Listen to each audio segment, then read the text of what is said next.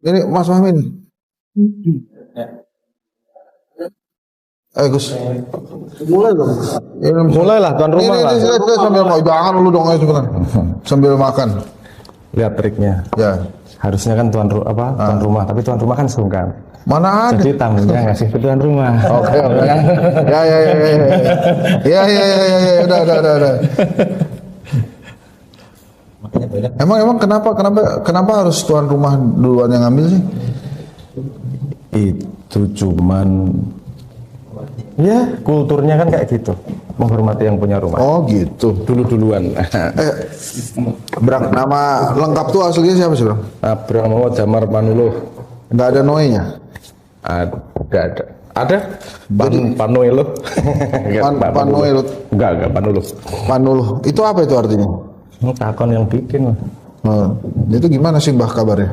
Ya kabarnya doanya semoga tambah sehat. Lagi nonton Indonesia sama ketawa-ketawa. Belum. Iya, arek. Kenapa kok memilih ketawa-ketawa? Ya, daripada sama nangis-nangis. Nggak ngerti nih. Ya maksudnya gimana tuh? Ya nggak apa-apa. Ya masih di rumah recovery. Nggak Indonesianya maksud saya. Kenapa tadi kok sepertinya kok Simbah menilai Indonesia tuh lagi apa tuh? Ya kalau nonton pertunjukan kan ya dinikmati.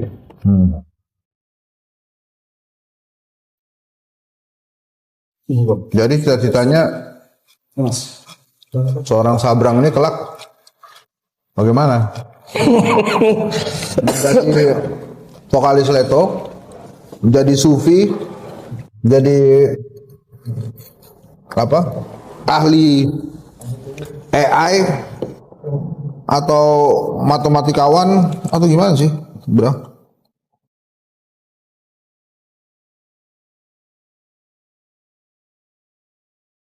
Siapa ya?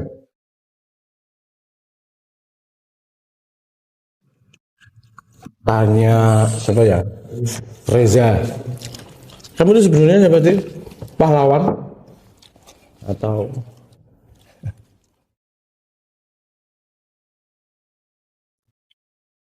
cuman pekerja atau enggak maksudnya gini, itu kan peran aja sih, nggak penting lah. Peran di mana dibutuhkan ya berperan kan, Pak.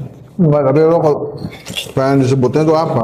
Enggak, pengen sama teman-teman ini? Hah? Apa Mi? Memandang dia fisikawan, sufi. Aku pengen disebut sebagai Sabrang karena itu nama yang dikasih bapak. Kalau urusan mau ahli A, ahli B, ahli C itu kan konformitas sosial. Enggak, tapi jaket itu perlu loh. Ya perlu untuk yang suatu keadaan tertentu loh. Ya. Kamu nggak sama pacarmu terus saya dokter Andes Sensat sama istrimu kan nggak gitu juga. Itu peran dipakai ketika dibutuhkan. Tapi ada juga yang gini, apa sih peran sebutan? Yang penting kan karyanya, ada gitu juga. Endingnya sama-sama mati ya, ruwet menurut.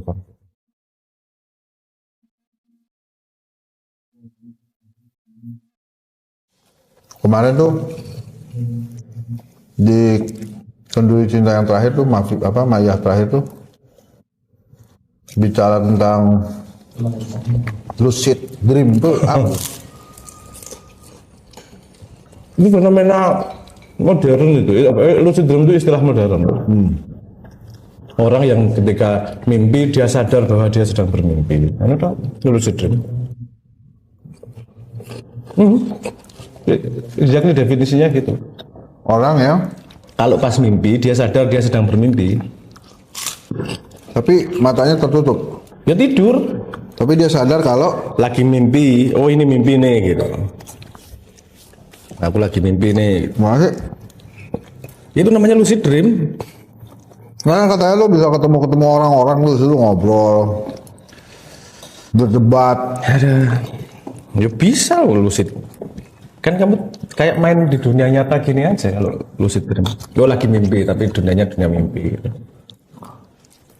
Ngerti nggak? Ngerti nggak? Oh. Ngerti. Ya Pak. Enggak, gua enggak. Itu fenomena modern itu banyak yang mengalami. Sains itu. Ya lo lagi tidur, terus lo mimpi, lo sadar kalau lagi mimpi. Di dalam mimpi. Dalam mimpi. Dalam mimpi kami sadar ini mimpi nih. Apa tanda-tandanya kalau itu lagi mimpi? Ya kamu tahu kalau itu lagi mimpi. Ini mimpi nih, ini bukan dunia nyata nih. Ya apaan? Ada yang beda nggak antara dunia nyata dengan dunia mimpi? Nah, Apa contohnya? makanya dialami. Paling gampang ngeceknya gini biasanya orang. Ngeliat saklar di on off gitu. Kalau dunia mimpi itu nggak stabil tuh. Kalau up on, bawah off itu nggak selalu jalan. Itu biasanya buat ngecek awal ini mimpi kalau orang yang baru belajar ya. Jadi lo ngimpi selalu cari saklar. Ya enggak, kalau udah hafal ya tahu oh ini mimpi nih gitu. Masih pertanyaan gue susah kali, gue bingung mana coba. Iya, kalau gue dibantu bingung tanya, ya. Ya nggak harus kan tahu nggak kalau itu mimpi gimana caranya tahu ya kan ngalami. Ya itu memang beda dunianya mimpi sama bukan mimpi. Oh gitu. Iyalah. Gimana?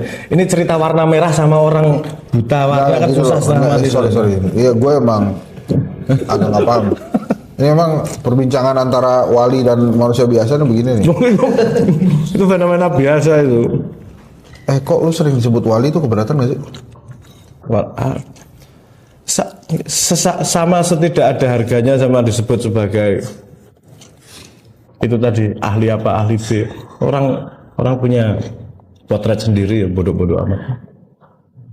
Wali apa? Wali murid. Di, coba ceritain fenomena-fenomenanya Sabrang. Iya kan lu sering cerita tuh Sabrang begini, Sabrang banyak. Kalau lagi lompat nggak nyentuh tanah segala macam tuh gimana ceritanya? Itu malah menimbulkan prasangka-prasangka yang nggak jelas, obrolan-obrolan yang nggak jelas. Ngapain nggak gitu-gitu diceritain? Kalau yang aku pernah menarik dari Mas Abrang tuh, ketika dulu Mas Abrang pernah cerita diajarin sama Kanun, jalan pelan banget. Jadi disuruh jalan pelan waktu kecil. Itu kan berat, nggak mudah. Gini. Bapak Uwan aneh. Pendidikannya aneh. Ya cuma ada aja lah. Ya cuma anaknya doang yang berani ngomong kayak gitu tuh. Iyalah. Ya, dulu kecil itu pernah dan itu membantu juga untuk ternyata ada argumentasi sains yang belakangan baru tahu. Waktu itu aku suruh jalan sekitar 10 meter. Syaratnya nggak boleh berhenti bergerak. Jalannya lurus, nggak boleh berhenti bergerak. Lamanya 1 jam.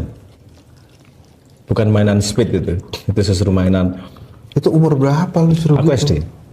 SD kelas 4 atau 5 gitu. Perintahnya jalan selama 1 jam 10 meter tapi nggak boleh berhenti. Nggak boleh berhenti bergerak. Boleh maju mundur? Nggak boleh. Harus maju terus. Harus lurus. Itu tujuannya apa? Waktu itu aku nggak tahu. Terus akhirnya Tapi coba kamu lakukan apa yang dibayangkan, apa yang terjadi. Itu pertarungan yang sangat mudah menjadi sangat susah. 10 meter itu sederhana. Nggak kita pikir itu. Iya. Nggak pernah kita mikir itu.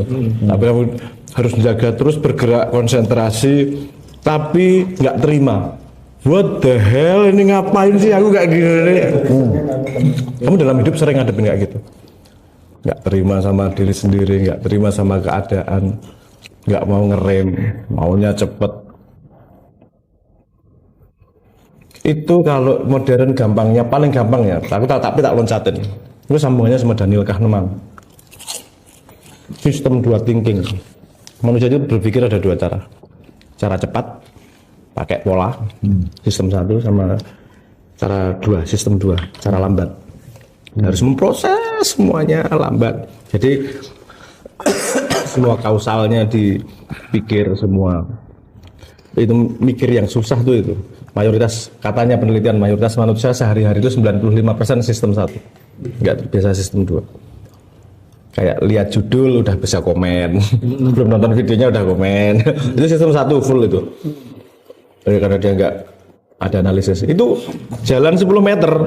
Itu banyak yang harus kamu pikir kalau enggak mati bosan itu. Karena kamu harus ngadepi dirimu sendiri luar biasa itu. Tapi harus keep on track 10 meter. jalan lambat, udah dapat 10 menit itu ngapain aku harus gini ini gimana, pergolakan di otak, pergolakan. Enggak, tapi waktu itu lo jalanin bisa 1 jam. Jalanin lah, bisa lah. 1 jam 10 menit terus lo ngapain aja? Itu bukan pekerjaan susah secara fisik. Iya. Itu pekerjaan susah secara akal sama hati. Enggak, maksud gue pertanyaan saya itu. Anak SD itu ngerti perintah itu? Enggak harus tahu. Perintahnya sederhana gitu tadi aja perintahnya. Ya maksud gue terus mengerti gitu. Gue sih terus terang kalau zaman SD disuruh begitu gue Enggak ngerti. Itu aku ngeliatnya ketika gede. Nah, ini kesalahan utama prekonsepsi kita bahwa pendidikan itu harus kognitif dan ilmu. Wrong. Pendidikan nomor 1 itu experience. Biarkan dia berproses sama dirinya. Nah, Simbah membuat sebuah kondisi di mana aku berproses dengan sendiri dengan cara tertentu. Walaupun aku nggak paham metakognitifnya, maksudnya saat itu nggak paham aku sedang berproses apa sih. Sekarang aku inget nggak terimanya, apa namanya keselnya dan seterusnya. nambah Mi. Nambah. Nih tambah nih. Nambah. Enggak kalau Ilham sama Ibnu ini kalau sampai dia nambah ada konsekuensi psikologis dari teman-temannya. Kalau kan Oh ini nanti teman-teman ikut makan berarti. Oh berarti nggak ada banyak-banyak. nah, itu sih gimana? Nggak itu jadi Nambah. Jadi gini contoh gini. Manusia itu pertama belajar pakai experience, bukan pakai kognitif omongan, apalagi pakai instruksi. Itu yang paling fundament dari cara manusia belajar. Anak bayi belajar jalan itu nggak ada perintah dari orang tuanya, nggak ada tutorial, nggak ada nonton YouTube. Jadi dia mencoba, mengalami, gagal, coba lagi, ngalami, gagal. Pendidikan Simbah itu gitu, membuat sebuah kondisi di mana saya berproses dengan cara tertentu. Apakah itu membantu? Membantunya bukan pengetahuan kognitif, tapi resiliensi mental, resiliensi akal dan seterusnya. Paham nggak? Paham nggak?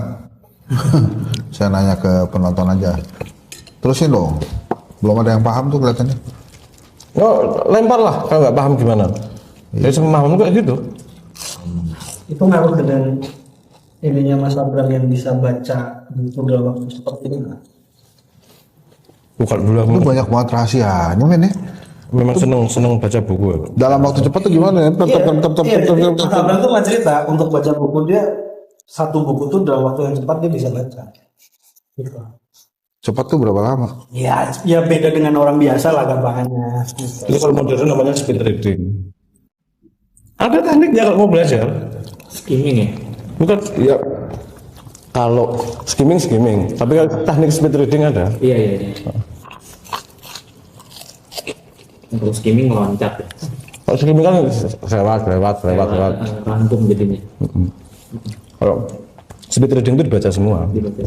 Itu butuh, tapi emang nggak bisa nyambil full concentration gitu. Memang pengen nyerap, nah, pakai jari aja. Set, matanya nggak kanan kiri lambat. Gitu kan kelihatan. Karena kita sudah sangat terbiasa sama pattern kata, atau nggak perlu per huruf dibaca kan bisa. Ya itu salah satu yang ditanam Simbah ketika kecil sih. Ya artinya dari yang aku baca banyak. Yang jalan itu ada pengaruhnya ke situ Mas. Speed reading tadi. Nggak tahu ya, mungkin kalau aku akar speed reading cuma pengen menyerap banyak secara cepat. Gimana caranya ya, kita develop aja informasinya. Caranya tak develop. Ketika kecil bapak ngirim buku banyak. Nah, ini cerita yang lain juga nih. Banyak Kan waktu itu kan di Lampung. Jadi Simbah tuh dari Jogja ngirim bukunya tuh banyak ke. Lu di Lampung ngapain? Kan ikut kakek nenek. Orang tua saya bercerai ketika saya umur 5 tahun. Terus kemudian dikirimin buku. Saya di sana ya kirimin buku. Apa ya? Ketemu bapak ketika udah agak gede lah. Sebelum itu SMP. Sebelum itu sering dikirimin buku. Karena memang aku jarang baca. Itu kecil tuh orang tua aku nggak kuat beliin buku. Ibuku, nenekku, kakekku nggak kuat beliin buku. Jadi bayar penjaga toko buku biar tiap hari Rabu aku boleh duduk di sana nggak diusir. buat baca buku karena nggak mampu bayar. Sampai sekarang kalau balik ditanyain lah sama penjaga toko ya, masa berani? Karena kota kecil, toko bukunya juga cuma satu itu. Terus biasanya baca buku apa? Ya apa ada yang di situ? Apa, sebutin satu lah. Aku baca dari Primbon, Bhagavad Gita, kecil udah baca semua. Betal Jemur ada makna ya semua juga sampai Z. Kalau Primbon gua nggak baca waktu kecil. Bhagavad Gita saya baca waktu kecil. Semua lore itulah, lore tradisional kita, aku SD udah baca. Ya, apa? Mahabharata, Bharatayuda, Ramayana, Arjuna Sosrobahu, whatever. Yang kalau yang modern ya Kalme, Winnetou gitu. Ya gitu.